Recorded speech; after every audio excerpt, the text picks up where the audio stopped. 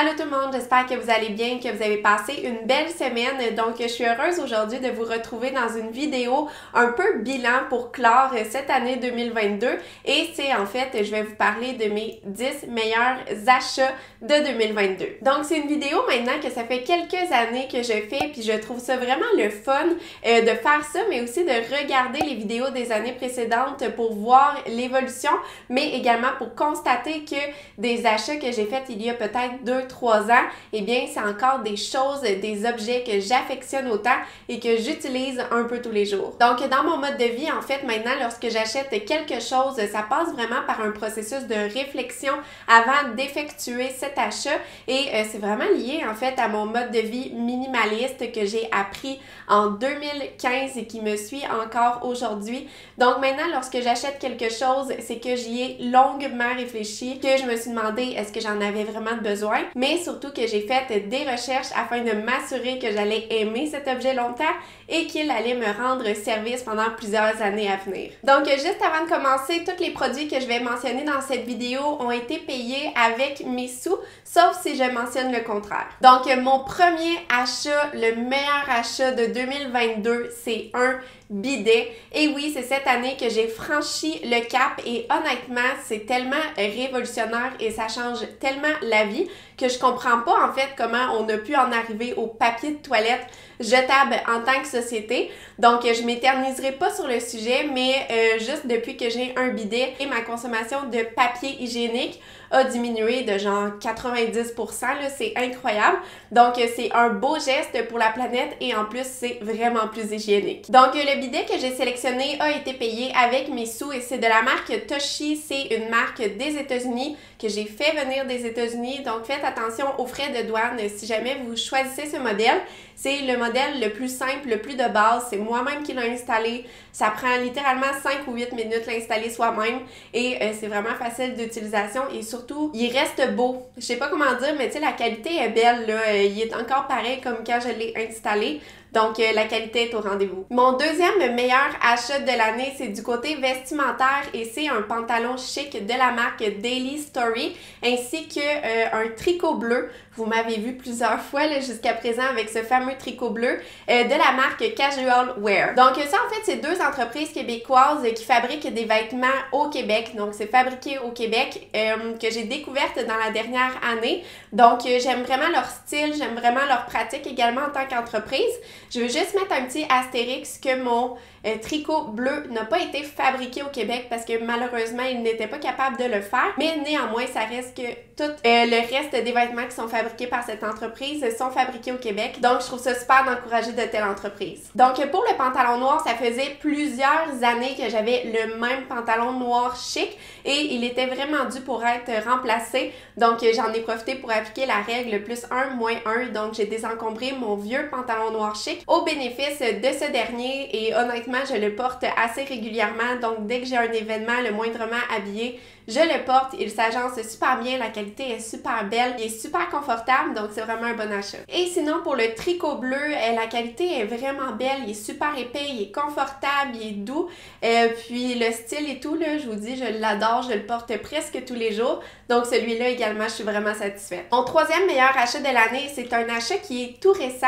En fait, c'est au début de la saison, je me suis rendu compte qu'il me manquait un manteau de mi-saison, donc j'ai regardé en fait pour m'en acheter un neuf, puis je regardais sur les magasins en ligne et tout et j'étais un petit peu déçue en fait de devoir débourser quelques centaines de dollars pour un manteau. Alors je me suis dit que j'allais regarder sur Marketplace pour voir s'il n'y avait pas quelqu'un qui vendait un manteau similaire et j'ai vraiment été heureuse de trouver le modèle que je voulais dans la grandeur que je voulais, qui était assez proche de chez moi.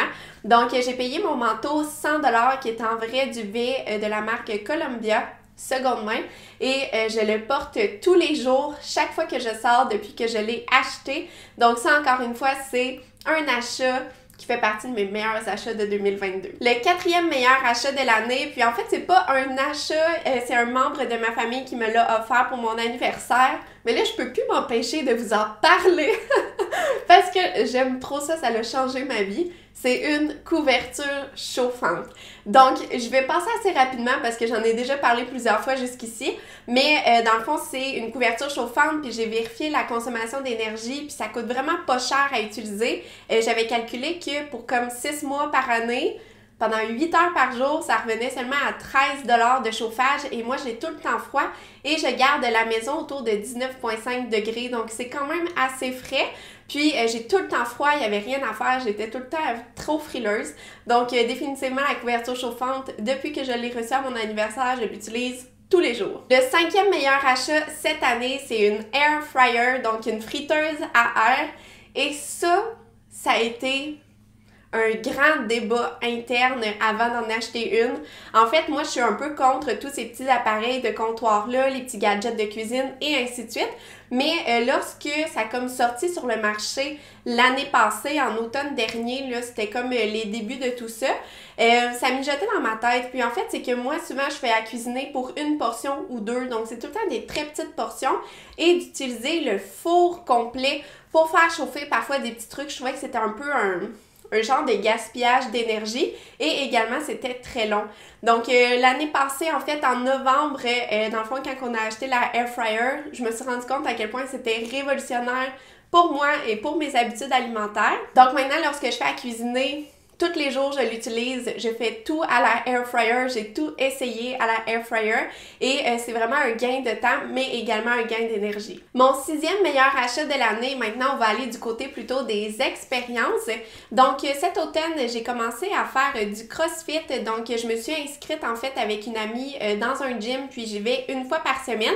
Et j'essaie, en fait, une fois par année d'essayer quelque chose de nouveau, plutôt du côté sportif ou culturel. Donc, de suivre un cours, de suivre un cours de natation l'année passée et cette année, en fait, je me suis dit pourquoi pas le CrossFit. Donc, l'inscription à des cours ou à des gyms, c'est quand même onéreux. Ça faisait 4 ans, en fait, que je m'entraînais gratuitement dans le salon chez moi, mais j'avais envie, en fait, de sortir un peu de chez moi, d'essayer quelque chose de nouveau et également de voir un peu plus de progrès du niveau de ce que je peux faire physiquement. Donc, je suis vraiment contente de faire du CrossFit vraiment à très temps partiel depuis cet automne. Ça, honnêtement, c'est quelque chose que je vous encourage de faire. Donc, de vous inscrire à un cours par année, je trouve que ça permet vraiment d'ouvrir ses horizons, d'apprendre de nouvelles choses, de rencontrer des nouvelles personnes.